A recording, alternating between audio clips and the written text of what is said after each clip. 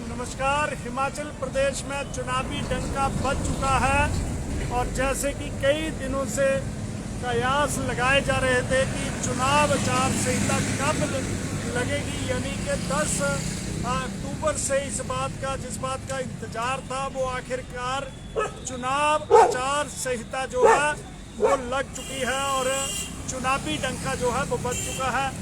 प्रधानमंत्री नरेंद्र मोदी की पिछले का रैली और आज प्रियंका गांधी की सोलन में रैली हुई है और इसी के साथ आज चुनावी जो है डंका बज चुका है।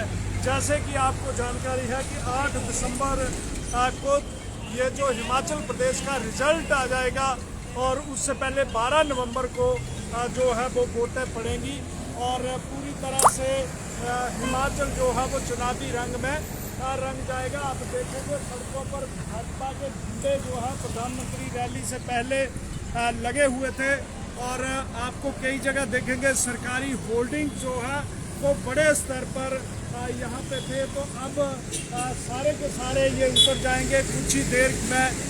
जो इस प्रकार से चुनाव आयोग का जो डंडा है वो बरसेगा और पूरी तरह से जितने भी होर्डिंग्स गवर्नमेंट के हैं, पार्टियों के हैं, वो उतर जाएंगे और केवल परमिशन के साथ ही जो ये होगा।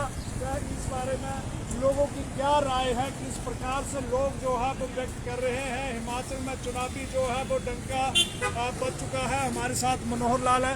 मनोहर जी, चुनावी डंका बज चुका है, क्या मानते हैं? चुनाव आचार संहिता जो है आज लग चुकी है, तो सही कदम है, ये लगनी चाहिए कुछ समय जी। तो रैलियां काफ़ी हो रही थी, तो अब क्या मानते हैं कि जो ये रैलियां हैं अब पूरी तरह से चुनाव आयोग के पहरे में होंगी? हाँ बिल्कुल, इनमें कुछ अंकुश भी लगेगा, कुछ ना कुछ फर्क पड़ेगा इनके। जी, आप काफ़ी लंबे समय से ऊना में हैं और कई चुनाव आपने देखे हैं। फिर से चुनाव आचार संहिता लग चुकी है। क्या मानते हैं कि इस बार सरकार यही बनेगी या और बनेगी, क्या रहेगा? यानी 12 नवंबर को वोटें पड़ेंगी, तो किस प्रकार का हिमाचल प्रदेश में माहौल रहेगा? हिमाचल प्रदेश में माहौल तो गर्मी है, वैसे सरकार तब मुकाबला है, तब मुकाबला जी।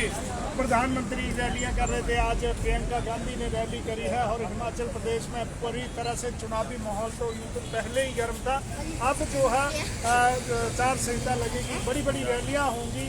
कैसे मानते हैं हिमाचल प्रदेश में कभी एक सरकार पीट नहीं हुई है?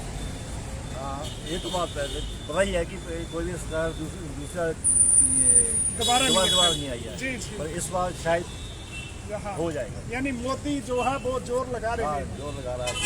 जी, आप भी काफ़ी लंबे समय से चुनाव देखते हैं। आज कांग्रेस ने भी चुनावी रैलियों का आगाज कर दिया है। हिमाचल में इतिहास है, कभी रिवायत नहीं बदलती। प्रधानमंत्री मोदी कह रहे हैं हम रिवाज बदलेंगे। क्या लगता है चुनाव आचार संहिता जो है वो लग चुकी है? देखिए, ऐसा है कि कांग्रेस के पास पार्टी तो खैर सभी जोर लगा रही है और कांग्रेस के पास कोई कैंडिडेट ऑलरेडी तो है ही, तो जोर दोनों ने लगा रखा है। तो लगता है कि शायद बीजेपी फिर कर जाए। जी, ऐसा मतलब कहीं ना कहीं लगता है माहौल को देखकर, पर माहौल बदला भी जा सकता है कई बार, ऐसा जो है वो हो भी सकता है, पर अभी दिख नहीं रहा है। जी, यानी आपको लगता है कि कांग्रेस कहीं ना कहीं अभी बैक फुट पे है, क्योंकि उनका अभी मेन चेहरा भी आगे नहीं है, कौन है कौन नहीं है, जी, इसका भी थोड़ा फर्क पड़ेगा। जी, आप क्या मानते हैं? हिमाचल प्रदेश में चुनाव आचार संहिता लग चुकी है, यानी चुनाव होने वाले हैं, कई चुनाव आपने देखे हैं, क्या लगता है आपको? हम तो यही कहते हैं भारतीय जनता पार्टी को एक मौका और देना चाहिए। हिमाचल में बहुत काम किया है और ऊना में डिस्ट्रिक्ट में जितना सतीला काम कराया वो किसी ने नहीं कराया। सब कुछ कराया, सड़कें गलियाँ बनाते हैं, पार्किंग बनाते, पब्लिक के लिए सब कुछ किया। जयराम ठाकुर ने पेंशन लगा दी 60 साल से। आपको पेंशन लगी है? हाँ जी, 70 साल। यानी आप खुश हैं? खुश हैं, हम तो कहते हैं सरकार आने के लिए। जी, क्या नाम है जी आपका? जी, तो आपने काफ़ी लंबे समय से चुनाव देखे हैं, इस बार फिर हिमाचल में चुनाव होने जा रहा है। चुनाव आचार संहिता जो है लग चुकी है, यानी अब जो बाज़ारों में, शहरों में जिस प्रकार से बड़े बड़े होल्डिंग्स हैं वो नहीं दिखेंगे और चुनाव आयोग का डंडा होगा। क्या मानते हैं कौन सी पार्टियां? 2 ही पार्टियां हिमाचल में हैं, क्या लगता है तीसरी पार्टी भी यहाँ पर होगी? तीसरी पार्टी यहाँ पे उसका इतना जोर तो नहीं है। बाकी कांग्रेस है, कांग्रेस के पास कोई लीडर नहीं है सर। बाकी मोदी जी जो भी प्रचार कर गए हैं ना, जी, उससे बेहतर है। यानी मेन दिक्कत कांग्रेस के पास नेताओं की है। जी बाकी ठीक है जी चुनाव ठीक है। जी, क्या मानते हैं आप, जो चुनाव है, चुनाव होने वाला है और किस प्रकार से लेते हैं इस चुनाव को? हमने तो जो चुनाव है वो तो साफ दिखाई देता है कि भाजपा के पक्ष में जाएगा। कांग्रेस का तो कोई अब तक कोई रणनीति है नहीं, दिखाई नहीं देती है। भाजपा का जब देखा जाए तो हर तरफ चारों तरफ राज जो दिखाई देता है हमें कि किया हुआ है, और सेंटर में भी अच्छा मोदी जी को प्रदर्शन करने के लिए भाजपा सरकार द्वारा आना तय है। जी, तो अलग अलग राय है। सुदीप जी, क्या मानते हैं अगर पार्टियों को अलग तरह से छोड़ दिया जाए? क्या लगता है हिमाचल ने तरक्की करी है और हिमाचल में कभी कोई सरकार रिपीट नहीं करी है, क्या मानते हैं? इस बार शायद रिपीट हो जाए। बीजेपी की सीट होने का कारण यह है कि उनके पास कोई मेन लीडर नहीं है जो कि आगे आ रहा है। जी उनके लीडर की कमी की वजह से बीजेपी को बहुत फायदा मिलेगा। बीजेपी ने काम तो किया है, जी तरक्की की हुई है बीजेपी ने काफ़ी, लेकिन उनका मेन लीडर नहीं है, इसलिए डाउट है कि शायद ना आए। जी। तो इस प्रकार से जो है ऊना में जो हालात हैं, अलग अलग राय है। कुछ लोगों का कहना है कि जो सरकार है वो रिपीट भी हो सकती है, कुछ का कहना है कि टफ मुकाबला है। और आम आदमी पार्टी भी बीच में आई थी, लेकिन अभी धीरे धीरे परिदृश्य से जो है वो जाती दिखाई दे रही है। अगर हिमाचल प्रदेश की बात करें, तो आंकड़े हमारे पास हैं। तो वर्ष 2003 की बात करें तो चुनावों में भाजपा को 16 सीटें आई थी। वर्ष 1998 में भाजपा और हिमाचल विकास कांग्रेस सुखराम की गठबंधन सरकार थी, धूमल सरकार थी। लेकिन वर्ष 2003 की बात करें तो उस समय 2003 में कांग्रेस सत्ता में आई थी 43 सीट्स के साथ, और भाजपा जो है वो 16 सीटों पर सिमटी थी। वर्ष 2007 की बात करें तो एक बार फिर से धूमल की अगुवाई में हिमाचल प्रदेश में सरकार आई थी और 41 सीट भाजपा ने जो है जीती थी। 41 सीट के साथ धूमल दूसरी बार जो है वो मुख्यमंत्री बने थे और कांग्रेस को केवल 23 सीटें मिली थी। यानी ये परिवर्तन वर्ष 1984 से 84 से चलता आया है। लगातार 84 में वीरभद्र सिंह थम्पिंग मेजॉरिटी के साथ बने थे मुख्यमंत्री। वर्ष 1990 की बात करें तो वर्ष 1990 में शांता कुमार और उनके साथ जनता दल जो है वो गठबंधन सरकार थी। 60 सीटें जीतकर प्रचंड बहुमत के साथ जो है भाजपा सत्ता में आई थी और उस समय केवल और केवल जो 8 सीटें ही जो है वो कांग्रेस को मिली थी। वीरभद्र सिंह पूरी तरह से सत्ता से बेदखल हुए थे। वर्ष 1993 में शांता कुमार जो है वो दोबारा मुख्यमंत्री के लिए चुनाव लड़ रहे थे, लेकिन हालात ये हुए कि भाजपा को 8 सीटें मिली। 8 सीटों पर ही संतोष करना पड़ा और 60 सीटें कांग्रेस ने जीती थी और वीरभद्र ने सरकार बनाई थी। हालांकि उसमें सुखराम थे, दोनों के बीच मुख्यमंत्री पद को लेकर खूब लड़ाई हुई। 5 वर्ष तक यानी 4 वर्ष तक, 1 साल पहले वीरभद्र सिंह ने चुनाव करवा लिए थे और काफ़ी जो संघर्ष, सत्ता का संघर्ष जो है वो हुआ था। और उसके बाद बात करें वर्ष 1998 के चुनावों की तो सुखराम के साथ धूमल ने सत्ता संभाली थी। वर्ष 2003 में फिर वीरभद्र सिंह सत्ता में आए थे और वर्ष 2007 में वीरभद्र सिंह को हराकर धूमल फिर से दोबारा मुख्यमंत्री बने थे और वर्ष 2012 में धूमल को सत्ता से हटाकर वीरभद्र सिंह फिर से सत्ता में आए थे। उस समय कांग्रेस की 36 सीटें आई थी जबकि भाजपा के पास 26 थी, बाकी कुछ इंडिपेंडेंट थे।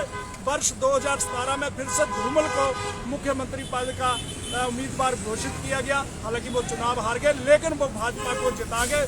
44 सीट्स जो है वो आई थी और 21 कांग्रेस को है। तो अब क्या हिमाचल में रिवायत बदलेगी? हमारे पास सुमित शर्मा है। सुमित शर्मा जो हमीरपुर संसदीय हल्के से भाजपा के सह प्रभारी है, काफ़ी वरिष्ठ जो है नेता है, अनुभवी है, काफ़ी अनुभव है विद्यार्थी परिषद से लेकर।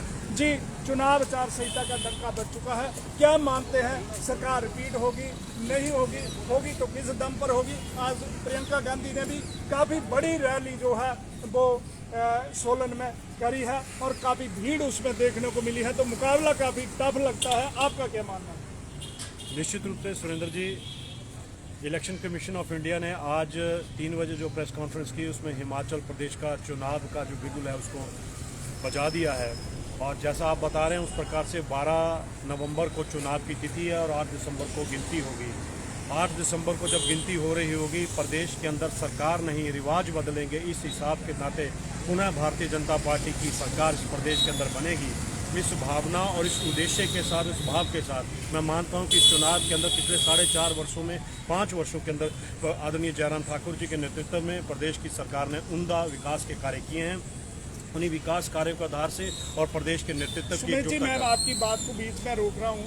अगर काम किए हैं, आप कह रहे हैं बड़ा भारी काम किया, तो प्रधानमंत्री मोदी की इतनी रैलियां क्यों, जगह जगह रैलियों क्यों प्रधानमंत्री को बार बार हिमाचल बुलाया जा रहा है? देखिए, 135 करोड़ के माननीय नरेंद्र मोदी जी प्रधानमंत्री हैं, लेकिन भारतीय जनता पार्टी जो इस विश्व की सबसे बड़ी पार्टी है, संगठन है, उस संगठन के वरिष्ठ नेता हैं। संगठन के राष्ट्रीय अध्यक्ष को, किसी भी कार्यकर्ता को जो आज प्रधानमंत्री के रूप में अपनी भूमिका देश की सेवा के रूप में कर रहे हैं, पार्टी के कार्यकर्ता वहां से लेकर के मेरे जैसे कार्यकर्ता के लिए राष्ट्रीय अध्यक्ष और प्रदेश अध्यक्ष जिस भी प्रकार का दायित्व सौंपेंगे, उस दायित्व के अनुसार वो प्रत्येक कार्यकर्ता और नेता अपने जिम्मेदारी का निर्वहन करेगा। ऐसा ही नरेंद्र मोदी जी को इस प्रदेश के अंदर अपने भारतीय जनता पार्टी का सुमेश जी, कितना प्रतिशत आप मानते हैं कि आप रिवाज बदलेंगे? 100% भारतीय जनता पार्टी रिवाज बदलेगी। प्रदेश के लोगों की जो भावना है वो भारतीय जनता पार्टी के क्या पक्ष में। मोदी के दम पर बदलेंगे या जयराम की उपलब्धियों के दम पर बदलेंगे? निश्चित रूप से दोनों का डबल इंजन की सरकार है। मोदी जी का आशीर्वाद और जयराम जी का विकास का मॉडल इस प्रदेश के अंदर भारतीय जनता पार्टी को पुनः सरकार में लाएगा और रिवाज बदलेंगे। सरकार यही रहेगी, ऐसा मेरा मानना है और निश्चित रूप से तय होगा। मुख्यमंत्री कौन होगा? ये तय करना पार्लियामेंट बोर्ड का काम है। वर्तमान में हमारा नेतृत्व संगठित है और संगठित होकर के चुनाव लड़ेगा। जी धन्यवाद सुमित जी। और हमारे साथ कुछ युवा भी हैं, अगर हम बात करें, क्या नाम है जी आपका? मेरा धीरज चौधरी नाम। धीरज चौधरी जी, क्या मानते हैं चुनाव आचार संहिता लग चुकी है, हिमाचल में क्या होगा अब? हिमाचल में भाजपा रिपीट करेगी। नहीं, भाजपा, ये इतिहास देखे तो कभी दोबारा जो है सरकार नहीं बनी है, रिपीट नहीं हुई। इतिहास देखा जाए तो इतिहास में कभी वंदे भारत ट्रेन उन्ना से चली भी नहीं है पहले। हाँ जी, ये भाजपा के टाइम में ही चल रही है जी। जी जी। तो आपको लगता है कि रिवाज बदलेगा? जी जरूर जी, रिवाज बदलेगा। जयराम जी के करवाए हुए विकासों के ऊपर मोहर लगेगी, रिवाज जी। क्या मानना आपका? जी देखो जी, जयराम जी के नेतृत्व में इतना काम हुआ है, मतलब जितना पहले कभी हुआ नहीं। जनता ने मूड बना लिया, इस बार रिवाज बदलेगा जी जी। क्या नाम है जी? अश्विनी कुमार। अश्विनी जी, क्या मानते हैं, काफ़ी चुनाव आपने देखे, एक बार फिर से हिमाचल का चुनाव होने जा रहा है, काफ़ी महत्वपूर्ण इलेक्शन है, क्या ऊना और हिमाचल की क्या तस्वीर आपको दिखाई दी? हमारे हिमाचल में बहुत ज़्यादा विकास किया है भाजपा सरकार ने, तो भाजपा सरकार पीटी है जी। आपको लगता है? और कांग्रेस की क्या खामियां आपको कांग्रेस में नजर आ रही है? कांग्रेस में देखो जी, काम तो उन्होंने कोई कराया नहीं है जी। सतपाल यादव जी ने आते हैं जाते हैं, बस हमारे गांव में तो कभी आए नहीं है। तो इस प्रकार से अलग अलग राय है, किसी की पार्टियों के पक्ष में है, किसी की कुछ है, लेकिन कुछ लोगों का ये भी कहना है कि टफ मुकाबला है। और अगर हम बात करें यहाँ पर थोड़ी सी डिटेल हम और देंगे आपको हिमाचल प्रदेश की किस प्रकार से। अगर बात करें 2017 में जो है वो भाजपा को 48.79 यानी करीब 49% वोट मिले थे। कांग्रेस पार्टी को 42% मत मिले थे। CPIM को 1.47 यानी 2.25% और निर्दलियों को 6.34% जो है वो मत मिले थे, जो हमारे पास आंकड़े हैं। और हिमाचल प्रदेश का इतिहास कहता है कि कभी यहाँ सरकार रिपीट नहीं हुई, तो क्या इस बार रिवाज बदलेगा? ये बड़ा सवाल है। चुनाव आचार संहिता लग चुकी है, इलेक्शन कमीशन का सख्त डंडा जो है वो अब चलेगा। हमारे साथ स्थानीय व्यवसायी हैं, इनसे भी बात करेंगे। चलते चलते आपको बता दें कि हिमाचल प्रदेश में जो पिछले चुनाव थे वर्ष 2017 के, बराबर फीसदी जो है वो मत मिले थे, लेकिन भाजपा जो है वो चुनाव जीती थी।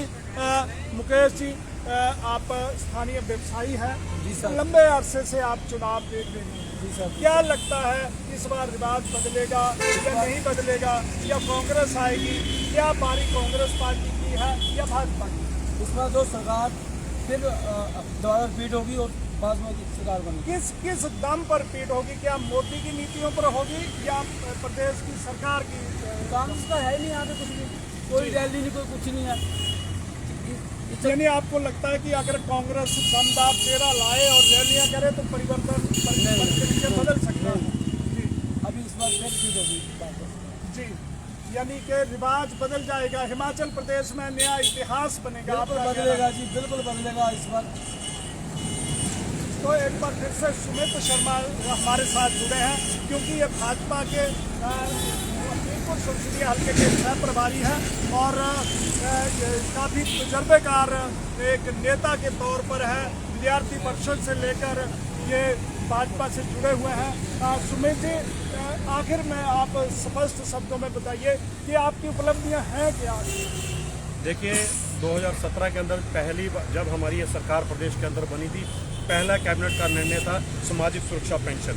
पहले दिन से गरीब, शोषित, वंचित और बुजुर्ग लोगों को लिए समर्पित सरकार का ध्येय था। सबका साथ, सबका विकास, सबका विश्वास और सबका प्रयास के ध्येय को लेकर के वर्तमान तक बहुत सारी कृषि के क्षेत्र के अंदर, शहरी विकास के क्षेत्र के अंदर, सड़क निर्माण, आधारभूत ढांचे के अंदर। लेकिन ओल्ड पेंशन स्कीम नंबर 1, बेरोजगारी, महंगाई, यानी ये तमाम मुद्दे कांग्रेस पार्टी जो है वो लेकर आ रही है। कांग्रेस ने ओपीएस का वायदा किया है, एम्प्लॉइज का मुद्दा है, किस प्रकार से रिपीट होंगे? देखिए, झूठ बोलने में कांग्रेस का कोई भी सानी नहीं है। हिमाचल प्रदेश के अंदर अशोक गहलोत राजस्थान के मुख्यमंत्री आते हैं, छत्तीसगढ़ के मुख्यमंत्री आते हैं, दोनों कांग्रेस की रीति नीति वाली सरकारें हैं, लेकिन वहां दोनों जगह झूठ बोला है। आज तक भी ओपीएस के ऊपर कर नहीं पाए। प्रदेश के अंदर जब ओपीएस को साइन किया जा रहा था तब प्रदेश के अंदर राजा वीरभद्र सिंह की सरकार थी, और जो आज नेता प्रतिपक्ष है उस वक्त उस सरकार के अंदर सीपीएस थे। इन सब लोगों को यदि लगता था निश्चित रूप से यदि कर्मचारी हितैषी थे तो उस वक्त इसको सिग्नेचर नहीं करते, इस एमओयू को साइन नहीं करते। इन्होंने उस वक्त किया है। प्रदेश के यदि कर्मचारियों के हितों का किसी ने खिलवाड़ किया तो कांग्रेस ने किया है। निश्चित रूप से जो इन सब लोग कर्मचारियों की जो अपना जो ओपीएस का जो विषय है, ओपीएस के अंदर किस प्रकार का मध्यम मार्ग और उचित राह निकल सकती है, क्योंकि उन लोगों के लिए सम्मानजनक कुछ ना कुछ रिटायरमेंट पे होना चाहिए। इसके ऊपर हमारा नेतृत्व चिंतन भी कर रहा है, चिंता भी कर रहा है। उसके ऊपर निरंतर हम विचारशील हैं। ऐसा नहीं है कि कर्मचारियों की हम कहते हैं हितैषी नहीं है, उसके ऊपर विचार हो रहा है। निश्चित रूप से उसके ऊपर हम काम करेंगे। धन्यवाद। तो एक बार फिर से बता दें कि डंका बज चुका है, हिमाचल प्रदेश में चुनावी डंका बज चुका है, और 12 नवंबर को वो दिन होगा जिस दिन आप लोग अपने मताधिकार का प्रयोग करेंगे और हिमाचल की तकदीर और तस्वीर जो है वो बनाएंगे। 8 दिसंबर को वो परिणाम निकलेंगे। क्या परिणाम होंगे इस पर जो है वो आने वाला समय बताएगा। बहरहाल, पंजाब केसरी टीवी के लिए ऊना से अपनी सहयोगी टीम विशाल सियाल, मनोहर लाल और कैमरा पर्सन विनोद कुमार के साथ मैं सुरेंद्र शर्मा।